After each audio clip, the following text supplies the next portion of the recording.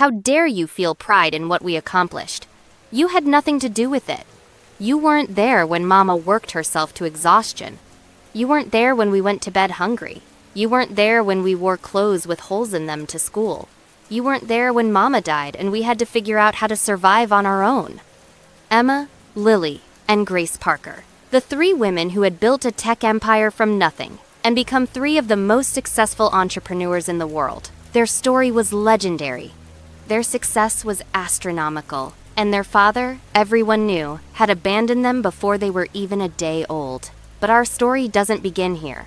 In this moment of desperate seeking, it begins 28 years ago, in a different kind of rain, in a different kind of darkness, where a young man's fear would set in motion a tragedy that would echo through the decades.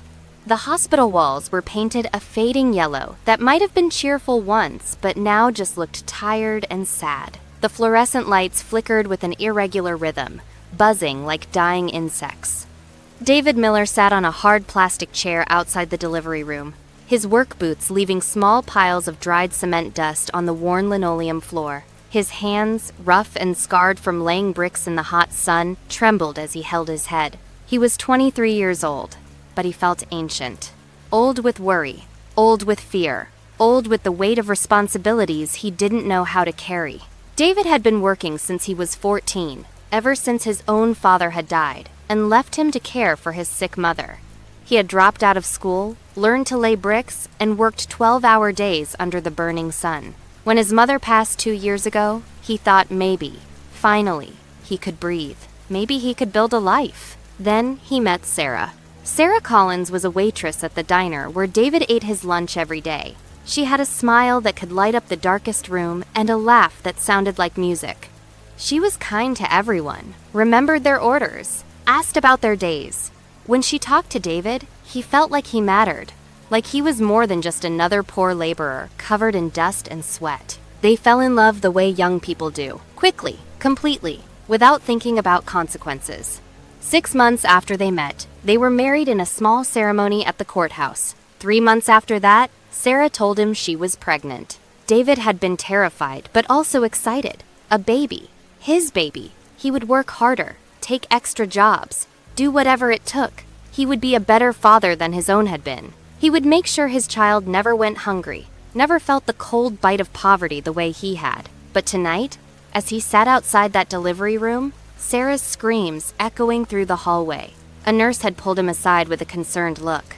"Mr. Miller," she had said gently, "the doctor wants you to know that your wife is carrying triplets. We didn't catch it in the earlier examinations because they were positioned in a way that, well, it doesn't matter now. What matters is that you're going to be the father of 3 babies. Probably within the hour." David's world had tilted on its axis. 3. The word kept echoing in his mind like a death sentence. 3 babies, 3 mouths to feed, 3 bodies to clothe, 3 futures to provide for. He made $8 an hour laying bricks. On a good month, he brought home maybe $1,200. Their rent was $400. Food was another $300. Utilities, transportation, everything else. They were already barely surviving on his income alone. How would they manage with 3 babies? The math was simple and brutal. They couldn't. Now, sitting in that chair, David felt like he was drowning. Every breath was difficult. Every heartbeat hurt. The walls seemed to be closing in on him, the flickering lights growing dimmer, the air growing thinner. The delivery room door opened. A nurse with kind eyes and gray hair smiled at him, completely unaware of the storm raging in his heart. "Congratulations, Mr. Miller. You have 3 beautiful, healthy baby girls. Your wife did wonderfully. She's asking for you." David stood up on legs that felt like they were made of water. 3 girls. 3 beautiful girls. The nurse's words should have filled him with joy, but all he felt was terror so profound it tasted like metal in his mouth. "Sir, would you like to see your daughters?" David nodded numbly and followed the nurse down the hallway. Each step felt like he was walking toward his own execution. She led him to a window looking into the nursery, and there they were, 3 tiny babies, wrapped in pink blankets, lying in clear plastic bassinets arranged in a row. They were so small, so perfect, so completely helpless. Each one had a little card taped to her bassinet, Baby girl Miller A, baby girl Miller B, baby girl Miller C.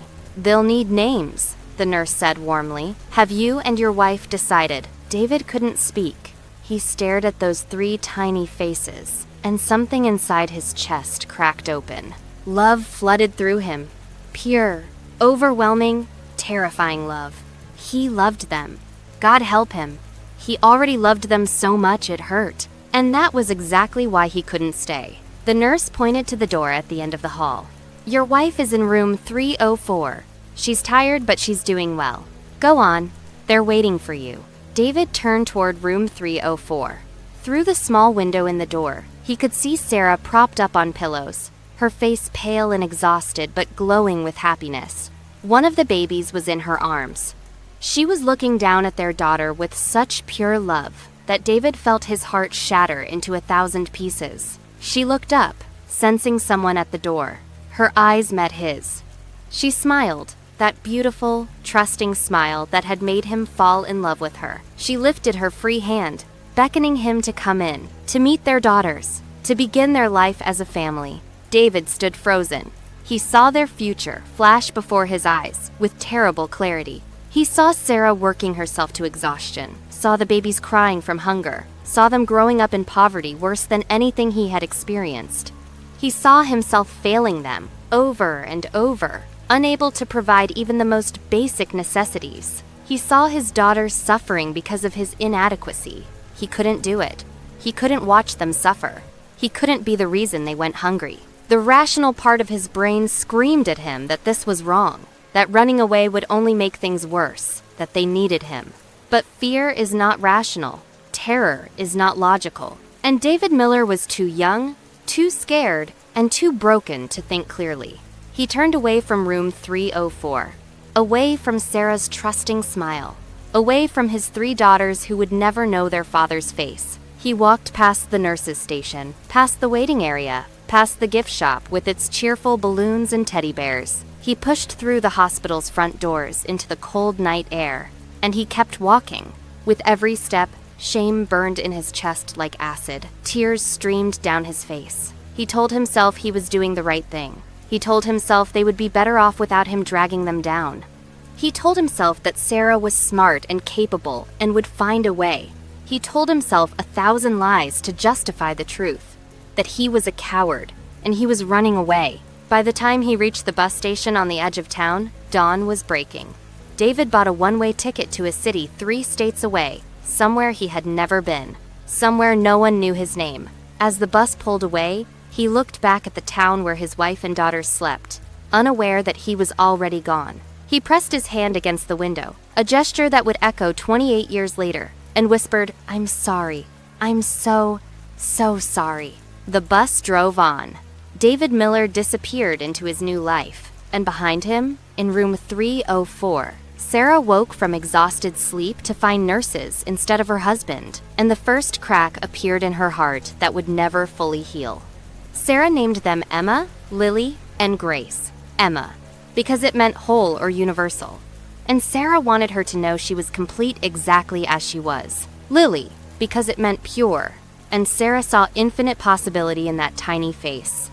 Grace, because it meant favor and blessing, and despite everything, Sarah knew her daughters were blessings. When the nurses told her that David had left during the night, Sarah didn't cry. Not then. She couldn't afford to. She had 3 babies who needed her, and tears were a luxury she couldn't spare. The hospital social worker came to see her that afternoon. A middle-aged woman with sympathetic eyes and a folder full of forms. "Mrs. Miller, I need to talk to you about your situation. With your husband gone and 3 newborns, you're going to need help. We have programs." "I don't need charity," Sarah said quietly, holding Lily while Emma and Grace slept in their bassinets beside her bed. "I need a job. I need affordable childcare. I need an apartment. Can your programs help with that?" The social worker sighed. "There are resources, but Mrs. Miller, you need to be realistic. 3 infants, no partner, no family support from what you've told me. This is going to be incredibly difficult." "Difficult is not impossible," Sarah said, her voice steady despite the terror coursing through her veins. "I'll find a way." And she did. Sarah moved into a one-room apartment in the poorest part of town. The walls were thin, the heater barely worked, and cockroaches scattered when she turned on the lights. But the rent was $200 a month, and the landlord, an elderly woman named Mrs. Chen, who had raised 6 children of her own, let her pay late if necessary. She found a woman named Betty who ran an unlicensed daycare out of her apartment. Betty charged $5 a day per child, $15 total, which was barely less than Sarah would make in a day. But it was care, and Betty was kind. Sarah got a job cleaning houses. She worked for a company that sent her to different homes every day. She scrubbed toilets, mopped floors, dusted furniture, cleaned windows. The work destroyed her hands and back, but it paid $7 an hour. And if she worked 10 hours a day, 6 days a week, she could make just enough, just barely enough. The girls grew. Emma started walking first, then helped her sisters learn. Lily spoke first, full sentences before she was 2. Grace was the fighter, the one who wouldn't sleep, wouldn't give up, wouldn't accept no for any reason. They shared one bed, a double mattress on the floor that Sarah had bought at a thrift store. Sarah would lie in the middle with 3 little girls curled around her like puppies, and she would whisper to them in the darkness, "You are brilliant. You are capable. You are loved. Education is your way out of this, my darlings. Study hard. Learn everything. Read everything. Ask questions. Never stop learning. That's how you build a better life." Even as toddlers, they somehow understood. When other children were playing with toys, the triplets were at the library with their mother, each one carefully turning the pages of picture books, absorbing stories like they were food. Money was always tight. For some months, Sarah had to choose between electricity and food. She always chose food. They ate a lot of rice and beans, a lot of oatmeal, a lot of peanut butter sandwiches, but they never went to bed hungry, even if it meant Sarah did. The girls never had new clothes. They wore donations from Mrs. Chen's daughter or items Sarah found at thrift stores. They shared one backpack for school. They took turns wearing the least worn shoes. But they went to school clean, with their hair combed, with packed lunches Sarah made at 5 in the morning. When they were 7, Sarah got a second job. She worked cleaning houses from 6 in the morning until 4 in the afternoon, picked up the girls from school, made sure they did their homework, made dinner, put them to bed, and then went to work washing dishes at a restaurant from 9 at night until 2 in the morning. She slept from 3 until 5:30, then started again. "Mama, you look so tired," Emma said one morning, her young face creased with worry. "I'm fine, baby," Sarah smiled, though dark circles ringed her eyes and her hands shook from exhaustion. "You just focus on your schoolwork. That's all I need from you." The girls were brilliant, all 3 of them. Their teachers noticed immediately. They devoured books, solved math problems that challenged children twice their age, asked questions that made their teachers think. They won every spelling bee, every science fair, every academic competition their school held, but brilliance doesn't pay bills. And Sarah was drowning. When the girls were 10, Sarah developed a cough. She ignored it, as she ignored all her body's protests. She couldn't afford to be sick. Sick meant missing work. Missing work meant no money. No money meant no food, no rent, no survival. The cough got worse. Soon she was coughing so hard she would double over, gripping the edge of the sink, blood speckling her handkerchief. She hid it from her daughters, washing the handkerchiefs in secret, forcing smiles when they looked at her with worried eyes. "Mama, please go to the doctor," Lily begged one night, having heard her coughing through the thin walls. "I will, honey," Sarah lied. "I will soon. It's just a cold. Nothing to worry about." But it wasn't a cold. It was pneumonia that her exhausted, malnourished body couldn't fight. By the time she finally collapsed at work and was taken to the emergency room, it was already in both lungs. The doctor was blunt. "Mrs. Miller, your body is shutting down. You've worked yourself to the point of complete exhaustion. You're malnourished. You're severely anemic. You need rest, proper nutrition, medication, and time to heal. At least 6 weeks." Sarah laughed, though it turned into a coughing fit. "Doctor, I have 3 daughters to feed. I don't have 6 weeks. I don't have 6 days. I need to get back to work. If you don't rest, you'll die," the doctor said quietly. Is that what you want your daughters to remember? That you worked yourself to death? Sarah was silent for a long moment. Then she said, "What I want doesn't matter. What matters is that they eat, that they have a roof over their heads, that they stay in school. I'll rest when they're grown. I'll rest when they're safe." She was back at work 3 days later, so weak she could barely stand. But she stood anyway, because that's what mothers do. They stand when they want to fall. They work when they need to rest. They sacrifice everything, including themselves, for their children. The girls noticed, though. They were too smart not to. They started doing more around the apartment, cooking simple meals, cleaning, taking care of each other. Emma became the second mother, making sure Lily and Grace ate breakfast, getting them ready for school. Lily handled all the paperwork, bills, and anything requiring careful reading. Grace became the negotiator, fierce and protective, arguing with landlords and bill collectors on behalf of her mother. They were children being forced to grow up too fast, carrying burdens no child should carry. But they never complained. They had learned from their mother, you don't complain, you survive. One night, when they were 12, the girls stayed up late, whispering in their shared bed, while Sarah worked her night shift. "We have to do something," Emma said. "Mama is killing herself for us." "What can we do?" Grace asked. "We're just kids." "We study," Lily said firmly. "We study harder than anyone has ever studied. We win scholarships. We get into good schools. We make something of ourselves so that Mama can finally rest. That's what we can do." It became their mission. While other children played video games or watched TV or hung out with friends, the triplets studied. They stayed at the library until closing time. They did extra credit assignments. They read textbooks years ahead of their grade level. They taught each other, pushed each other, refused to let each other slack off even for a moment. When they were 14, Lily discovered computer programming. The school had gotten new computers through a grant, and Lily spent every lunch period, every free moment, learning to code. She taught herself from online tutorials and library books. And then she taught her sisters. Soon, all 3 of them were coding, creating simple programs, building basic websites. They started offering their services to small businesses in the neighborhood. $50 for a simple website, which they split 3 ways and gave to their mother to help with bills. Sarah cried when they handed her that first $150. "My brilliant girls," she whispered, holding them tight. "I'm so proud of you." They made more websites. They got better. They charged more. By the time they were 16, they were making several $100s a month. Enough that Sarah could cut back to just one job. For the first time in years, she slept more than 4 hours a night. Color returned to her face. The cough, while never fully gone, improved.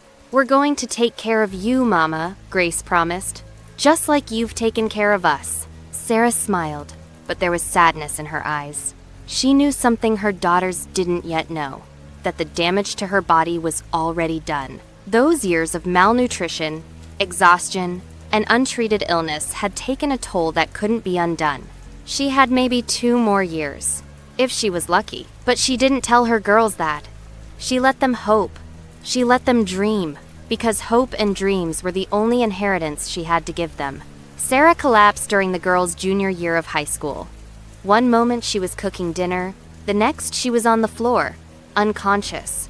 Her body finally giving up after years of pushing far beyond its limits. Emma found her and called 911. The ambulance came. The doctors ran tests. The diagnosis was brutal. Heart failure, chronic kidney disease, liver damage, and the pneumonia had returned, this time with a vengeance. "How long?" Sarah asked the doctor, her voice steady. "With treatment, maybe 6 months. Without it."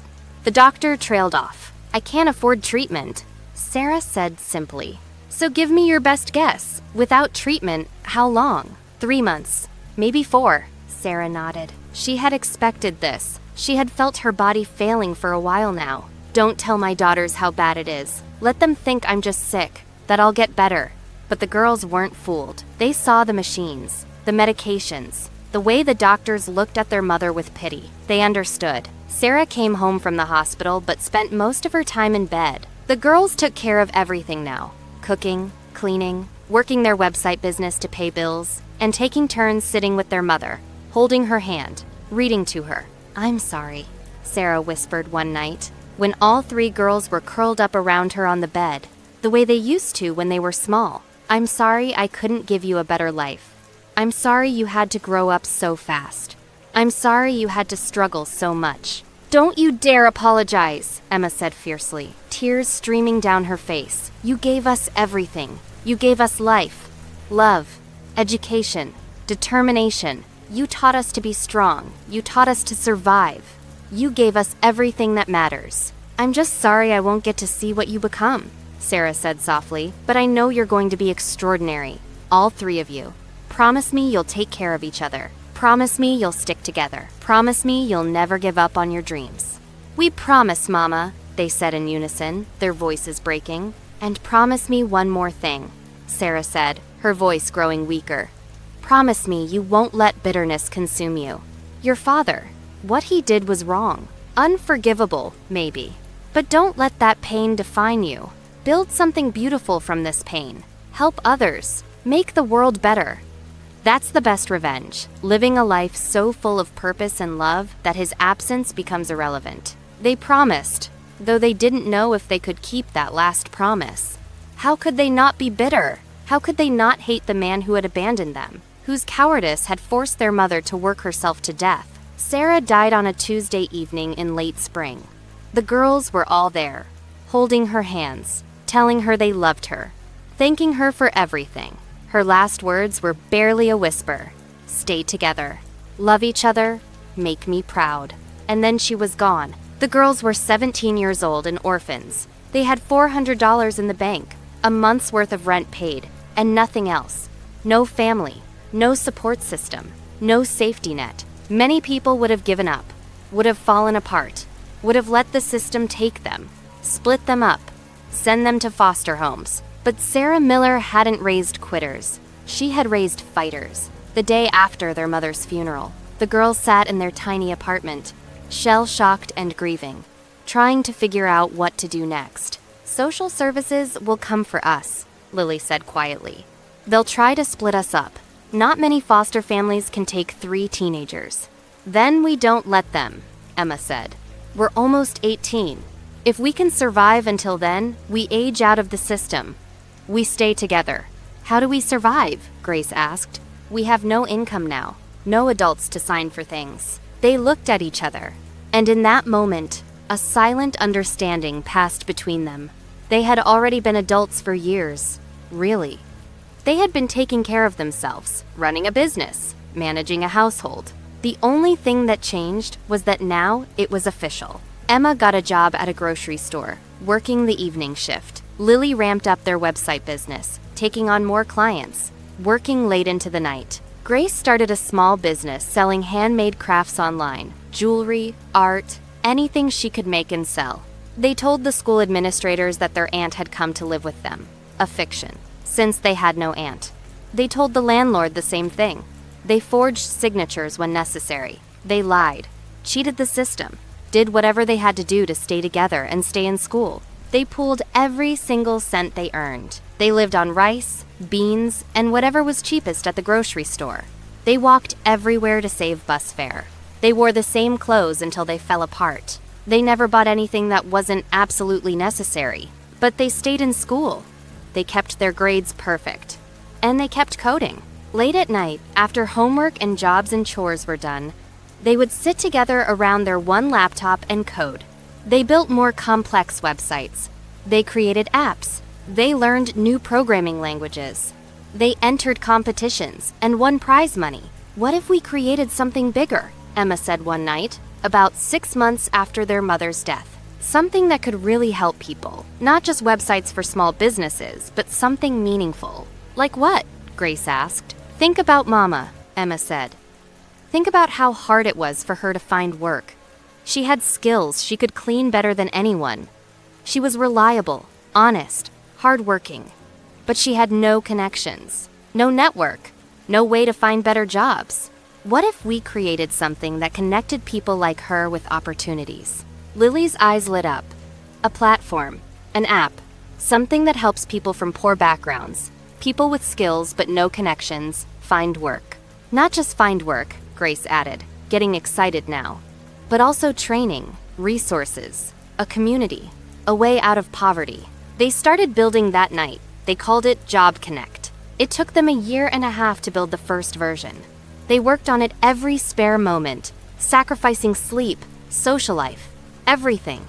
They taught themselves new programming languages, design principles, and business strategy. They learned about databases, user interfaces, and security protocols. They launched Job Connect 2 months before they graduated high school. The first version was rough, buggy, but functional. It connected job seekers with employers, focusing specifically on people from disadvantaged backgrounds. The first month, they had 50 users. The second month, 500. By the time they graduated high school, they had 5,000 users and had successfully placed 300 people in jobs. They were 18 years old, officially adults now, running a business from their tiny apartment, surviving on hope and determination and the lessons their mother had taught them. College wasn't an option. They couldn't afford it, but they didn't need college. They had each other. They had their mother's lessons. They had their brilliant minds. And they had a mission to help people like their mother, people who worked hard and deserved better, but had been failed by every system that was supposed to help them. Job Connect grew. Word spread. Media outlets started covering their story. 3 teenage girls, raised in poverty by a single mother who worked herself to death, now building a platform to help others escape the same fate. Investors started calling. At first, the girls said no. They didn't trust anyone, didn't want to give up control. But as the platform grew, they realized they needed capital to scale, to reach more people, to make a bigger impact. They were careful. They negotiated hard. They refused to give up majority control. They found investors who believed in their mission, not just their profit potential. Within 2 years, Job Connect had 1 million users. Within 3 years, 10 million. Within 5 years, it was operating in 20 countries, connecting people with jobs, training, resources, and hope. The girls moved their company to a real office, hired employees, expanded their services, but they never forgot where they came from. They never forgot their mother's lessons. They started programs specifically for single mothers. They created scholarships for children from poor families. They built community centers in low-income neighborhoods. They poured their profits back into helping others. By the time they were 25, Job Connect was worth $500 million.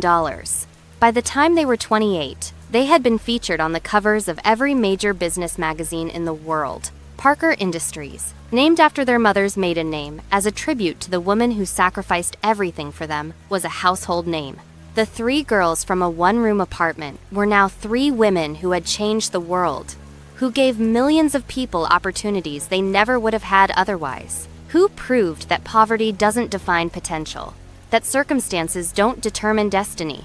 They were successful beyond anyone's wildest dreams. They were respected, admired, and praised. But they never forgot the cost. Never forgot their mother's tired eyes, her worn hands, her cough that never went away. Never forgot the father who abandoned them, whose cowardice set them on this path of struggle and determination. And they never, ever forgave him. David Miller had spent 28 years running from his shame. After leaving the hospital that night, he had ridden the bus to Denver, gotten a job at a construction site, and tried to forget. He rented a room in a boarding house, worked long hours, and drank himself to sleep every night. But a father never truly forgets his children, no matter how hard he tries. He thought about them constantly, wondered what they looked like, wondered if they were healthy, wondered if Sarah hated him, wondered if his daughters even knew he existed. After a year, the guilt became unbearable. He tried to go back. He bought a bus ticket, rehearsed what he would say, promised himself he would make it right. But when he got to the town, when he saw their apartment building, when he imagined facing Sarah's eyes, he couldn't do it. He sat on a bench across the street for 3 hours, watching the building, and then he bought another ticket and left. He was a coward. He knew it. He hated himself for it. But knowing you're a coward and finding the courage to stop being one are 2 different things. He moved to different cities over the years: Portland, Phoenix, Chicago, back to Denver. Each time trying to outrun the guilt, the shame, the constant ache of knowing he had abandoned his family. He never remarried, never had other children. How could he? He had already proven he couldn't be trusted as a father. He was too broken, too weak, too fundamentally flawed. He worked construction jobs, saved no money, lived in cheap rooms, and drowned his thoughts in alcohol. This was his penance, he told himself. This lonely, miserable existence was what he deserved. He thought about them every single day. On their birthday, September 15th, a date burned into his brain. He would drink himself unconscious, hating himself, missing them, grieving for the life he could have had. When they turned 10, he imagined their faces. When they turned 16, he wondered if they had boyfriends, if they were happy, if they ever thought about him. He never tried to contact them, never sent money, never even drove by their apartment again. He told himself this was for the best, that they were better off without him, that his presence would only cause more pain. He was 51 years old when he first saw them on television. He was in a bar in Atlanta, drinking his dinner, when the news segment came on. 3 young women, identical faces, receiving an award for their humanitarian work. Parker Industries, the anchor said. Emma, Lily, and Grace Parker, the triplets who had built a billion-dollar company from nothing. David stared at the screen, his drink forgotten. Those faces, he knew those faces. They looked exactly like Sarah. The same eyes, the same smile, the same strength radiating from them. The segment told their story. Single mother, poverty, hard work, their mother's death when they were teenagers, their determination to succeed, their mission to help others. When they mentioned their father had abandoned them at birth, the camera zoomed in on Grace's face as she said, "We don't talk about him. He's not part of our story. Our mother is our story. She's the hero." David felt like he had been shot. He stumbled outside and vomited in the alley behind the bar. He collapsed against the wall and sobbed, huge, racking sobs that shook his entire body. He had missed everything. Their first words, their first steps, their first day of school, their birthdays, their graduations, their struggles, their triumphs. He had abandoned them in their darkest hour, and they had become lights that shone for the whole world to see. And Sarah. Sarah was dead. She had died 10 years ago, and he never knew. She had worked herself to death because he wasn't there to help. She had carried the burden alone because he was too much of a coward to stay. He couldn't live with that knowledge. He couldn't breathe with that weight on his chest. 6 months later, the doctor told him he had liver cancer. Advanced. Inoperable. 6 months to live. Maybe a year, if he was lucky. David wasn't sure if lucky was the right word. Did he want more time with this guilt? More time knowing what he had done? But he knew one thing. He couldn't die without seeing them. Without trying, at least, to say he was sorry. He didn't expect forgiveness. He didn't deserve forgiveness. But he needed them to know that he never stopped thinking about them. That abandoning them was the biggest mistake of his life. That he was sorry, so desperately sorry, for everything. He sold everything he owned, which wasn't much. He bought a one-way bus ticket to where Parker Industries was headquartered. He arrived with $300, a terminal illness, and a heart full of regret. He found a homeless shelter that would let him stay. He cleaned himself up as best he could, and then he went to their building. He stood outside for days, hoping to catch a glimpse of them. Security kept shooing him away, but he kept coming back. Rain or shine, he was there, watching, waiting, hoping.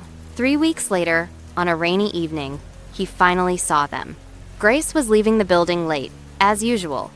Emma and Lily had already gone home, but Grace often stayed late, working on new initiatives, reviewing proposals, handling the details that kept their company running smoothly.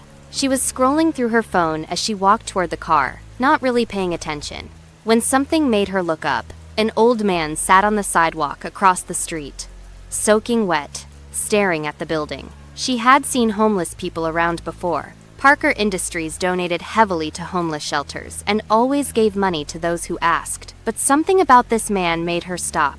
Maybe it was the way he looked at the building, like it held everything he had ever loved and lost. Grace crossed the street slowly. As she got closer, she saw his face more clearly, weathered, tired, ill. But those eyes. She had seen those eyes before. In one faded photograph, her mother had kept hidden in a box, a photograph the girls had found after she died. "You," Grace whispered, her voice shaking. The old man looked up at her, and his face crumbled. Tears began streaming down his cheeks. "Grace," he whispered, "your Grace. I can see it. You have your mother's fire in your eyes, her determination." Grace felt like she had been punched in the stomach.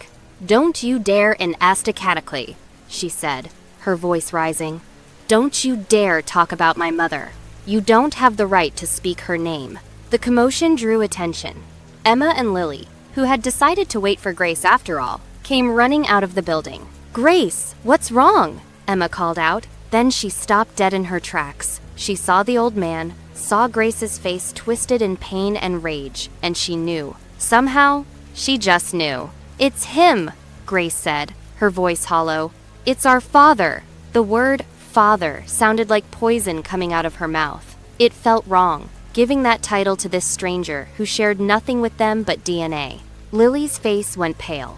She moved to stand beside her sisters, the three of them forming an unconscious line of defense against this man who had haunted their lives by his absence. David struggled to his feet, his body weak from illness and malnutrition. He looked at his three daughters, grown women now, successful, powerful, everything he had never been, and felt the full weight of 28 years of cowardice crushing down on him. "I know I have no right to be here," he began, his voice hoarse. "I know I have no right to even look at you, but You're right," Emma cut him off, her voice like ice. "You have no right. No right to be here. No right to speak to us. No right to exist in our world. Please," David's voice cracked. "Please, just let me explain." "Explain what?" Lily spoke for the first time, and there was something worse than anger in her voice. There was curiosity, cold and clinical, like a scientist examining an interesting specimen. "Explain how you walked away from your wife and 3 newborn babies. Explain how you left us when we were hours old. Explain how you let our mother work herself to death because you were too much of a coward to stay." Each word was a knife, precise and devastating. David felt them all, welcomed them even. He deserved worse. "I was scared," he whispered. "I was young and stupid and terrified. I didn't think I could provide for you. I thought—" "You thought?" Grace's laugh was bitter and harsh. "You thought?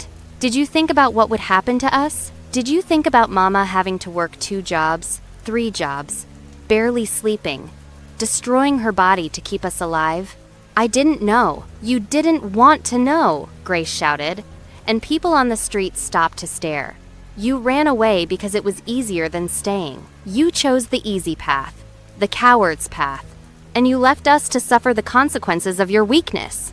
David was crying now, tears streaming down his weathered face. "You're right. You're absolutely right. I was a coward. I am a coward. I've spent every day of the last 28 years knowing that, living with that, hating myself for it." "Good," Emma said coldly. "You should hate yourself. We hate you. We've hated you every day of our lives. Do you know what it's like to grow up knowing your father thought you were so worthless, such a burden, that he couldn't even stay long enough to meet you?" "I never thought you were worthless," David said desperately. "I loved you. I saw you through the nursery window, and I loved you so much it terrified me. That's why I left. I was afraid I would fail you, that I would drag you down into poverty and misery. So instead you left Mama to do it alone?" Lily's voice was quiet but devastating. "You loved us so much that you let our mother shoulder the entire burden by herself? That's not love. That's the opposite of love. Love stays. Love fights. Love sacrifices. You did none of those things." David had no defense. There was no defense for what he had done. He had known that when he came here, but hearing it from their lips, seeing the pain he had caused written on their faces, was worse than any punishment he could have imagined. "I know," he said softly. "I know all of that. I'm not here asking you to understand. I'm not here trying to justify what I did. I'm just here to say I'm sorry. To tell you that I'm sorry, and that I love you, and that I'm proud of you." "Proud?" Grace's voice rose again. "You're proud of us? How dare you? How dare you feel pride in what we accomplished? You had nothing to do with it. You weren't there when Mama worked herself to exhaustion. You weren't there when we went to bed hungry. You weren't there when we wore clothes with holes in them to school. You weren't there when Mama died and we had to figure out how to survive on our own. You get no credit. You get no pride. You get nothing from us." A small crowd had gathered now, drawn by the commotion. Some people recognized the Parker triplets. Their faces were famous enough and were watching with interest and sympathy. "I know I don't deserve to feel proud," David said, his voice breaking. "I know I have no right to any of your success, but I've watched from a distance. I've seen what you've built. I've seen how you help people like your mother, people who are struggling and just need a chance. You've become everything I should have been and never was. We became this despite you," Emma said, "not because of you. Our mother made us who we are. Her sacrifice, her love, her lessons. She's the reason we succeeded. You're just the reason we had to fight so hard in the first place." David nodded, accepting this truth. "Sarah," he whispered, "how is she? Can I see her? Can I tell her I'm sorry?" The three women looked at each other, and something passed between them. Then Grace spoke, and her voice was filled with a cruelty born of deep, unhealed pain. "You want to see our mother? You want to apologize to her?" Grace took a step closer to him. "You're 10 years too late. She died when we were 17, worked herself to death trying to be both mother and father to us. Her heart gave out. Her kidneys failed. Her liver was damaged from years of malnutrition. She was 42 years old, and her body was that of a 70-year-old woman because she gave everything to keep us alive and give us a chance at a better life." David felt the world tilt beneath him. Sarah was dead, had been dead for 10 years. He had missed his chance to ever make it right with her, to ever tell her he was sorry, to ever thank her for doing what he should have done. "No," he whispered, falling to his knees on the wet sidewalk. "No, no. No, Sarah. Oh God, Sarah, don't you dare cry for her now," Lily said, her voice shaking with rage. "Where were your tears when she was dying? Where were you when she needed you? When we needed you?" "I didn't know," David sobbed. "I didn't know she was sick. I didn't know she died. I should have been there. I should have helped. I should have." "Yes, you should have," Emma interrupted. "You should have been there from the very beginning, but you weren't, and now it's too late. Mama is gone. We grieved for her. We buried her. We moved on with our lives. And you? You don't get to be part of that grief. You don't get to share in that loss. You gave up that right 28 years ago when you walked out of that hospital." David looked up at his daughters through his tears. They stood above him like three avenging angels, powerful and terrible, and completely beyond his reach. He had lost them before he ever had them. He had lost Sarah without ever saying goodbye. He had lost everything because of his own cowardice. "I'm dying," he said quietly. "Cancer. 6 months, maybe less. I know I don't deserve your forgiveness. I know I don't deserve anything from you. But I'm going to die, knowing I made the biggest mistake of my life, and I can never fix it. I just wanted you to know that I never stopped thinking about you, that I've followed your success from a distance, that I know what you've built, what you've become, and I'm sorry. I'm so sorry for everything." The three women stood silent for a long moment. Around them, the crowd watched, some with tears in their eyes, feeling the raw emotion of this confrontation. Finally, Emma spoke, and her voice was steady and cold. "You want to die with a clear conscience? You want us to absolve you so you can go peacefully? Well, we won't. We can't. What you did is unforgivable. You don't get peace. You don't get closure. You don't get our forgiveness. But we want you to know something," Lily continued. "We want you to understand exactly what you missed. We want you to live with that knowledge for whatever time you have left." "You missed being part of something meaningful," Lily added. "You could have been there. You could have helped. You could have been the father we needed. And in return, you could have been part of our success, part of our family, part of something bigger than yourself. But you chose to miss all of it," Grace finished. "You chose fear over love, comfort over responsibility, selfishness over sacrifice. And now you want to show up 28 years later? Dying? Looking for forgiveness? Looking to ease your guilt? The three women stood up together, a united front, stronger together than any father could ever be. No, Emma said firmly. We don't forgive you. We won't forgive you. You need to live with what you did, and die with it too. We succeeded, Lily said. We built an empire. We changed lives. We made our mother proud. And we did it all without you. We didn't need you then, and we don't need you now. Grace looked down at this broken man, this stranger who was supposed to be her father, and felt nothing but emptiness, where anger had been moments before.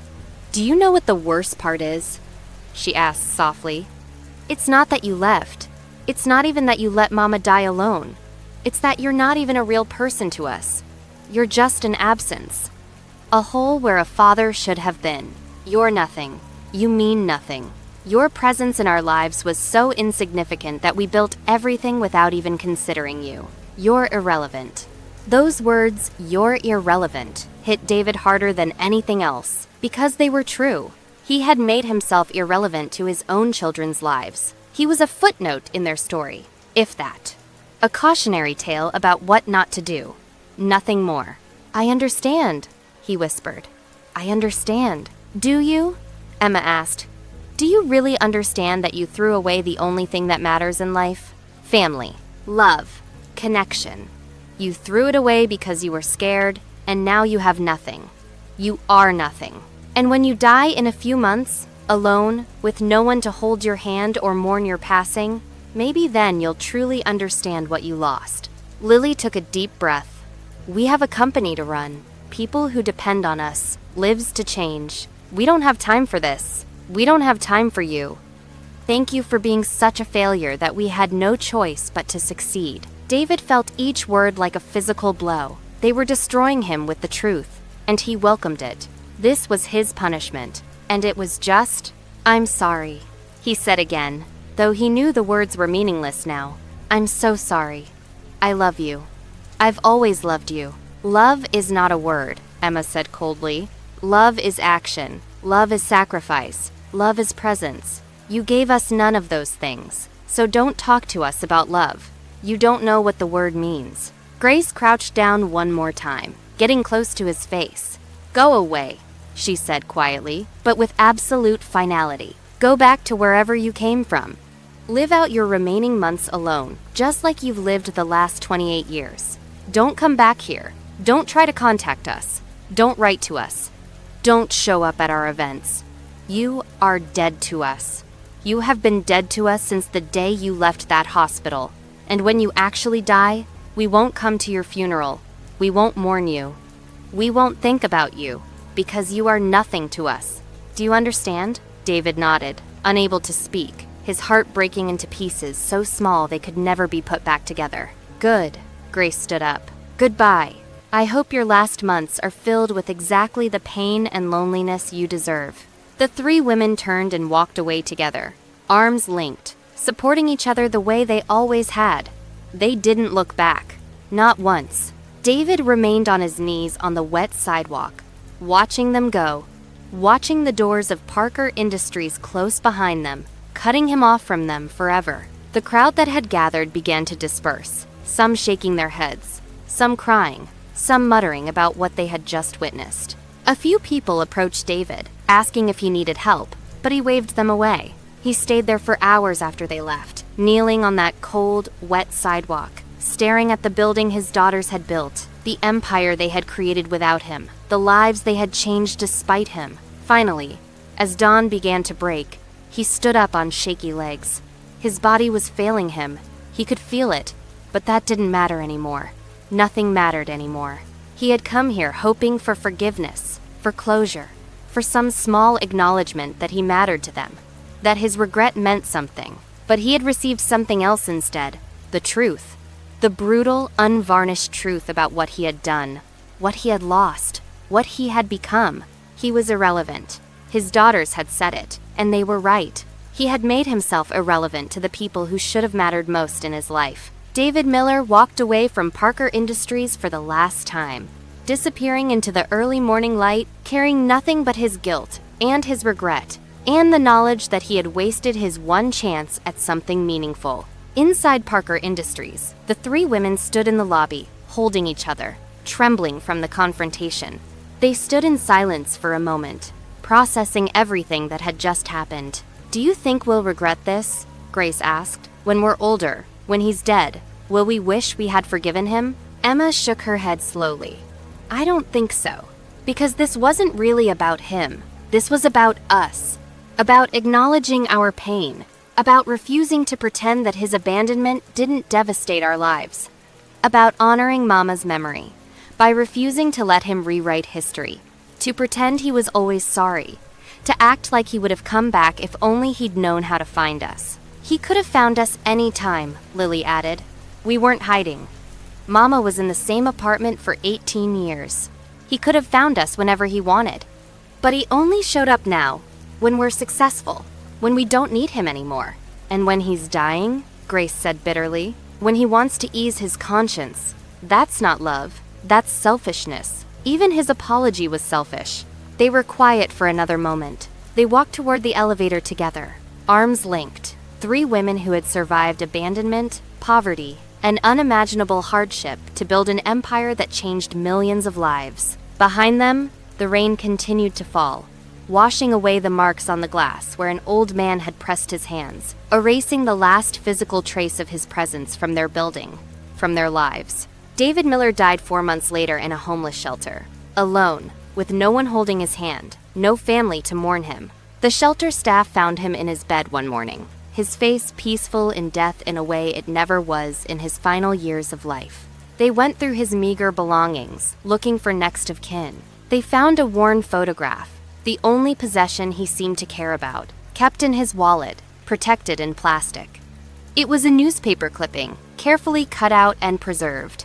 The headline read, "Parker Triplets donate $100 million to single-parent support programs." Beneath the headline was a photo of three women standing together, arms around each other, smiling at the camera.